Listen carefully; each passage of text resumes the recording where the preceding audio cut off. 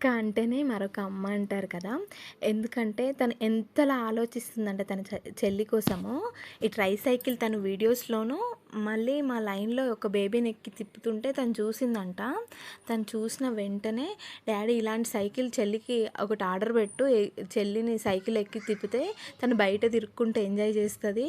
నాకు సైకిల్ ఉందిగా చెల్లికి కూడా ఉండాలని చెప్పి తనని ఆర్డర్ పెట్టే వరకు అసలు నాకు వర్క్ ఉంది నాన్న అంటే కూడా తను వర్క్ అయ్యేంత వరకు వెయిట్ చేసి తనతోని ఆర్డర్ పెట్టించింది. అసలు నాకు ఆర్డర్ పెట్టిన విషయం కూడా నాకు తెలవదు. నెక్స్ట్ డే మార్నింగ్ వాళ్ళు అంటే ఇలా ఆర్డర్ వస్తుందని వాళ్ళు మాట్లాడుకుంటుంటే విన్నాను నేను. ఆ ఆర్డర్ వచ్చే వరకు బయట వచ్చిన బండి సౌండ్ కల్లా బయటికెళ్ళి చూడడమే. ఆ ఆర్డర్ని కూడా తనకు సైకిల్ కొన్నప్పుడు కూడా తనకు అంత క్యూరియాసిటీ లేదు. తనకి సైకిల్ మా మమ్మీ వాళ్ళు కొనిచ్చిర్రు. మా మమ్మీకి కూడా ఫోన్ చేసి చెప్పింది బన్నీ మామతోని ఇట్లా ఆర్డర్ పెట్టియమని. చెప్తే మా తమ్ముడు నాకు ఫొటోస్ సెండ్ చేసి ఆ ప్రాసెస్ లోపే తను వాళ్ళ డాడీతోని ఆర్డర్ పెట్టేసింది.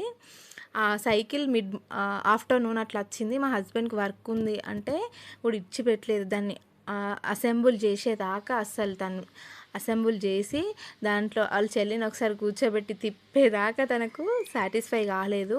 తనకేదన్నా వస్తువు కొనుక్కున్న దానికన్నా ఇప్పుడు వాళ్ళ చెల్లికి కొన్నామని ఆమె హ్యాపీనెస్కే నాకు కడుపు నిండిపోయింది.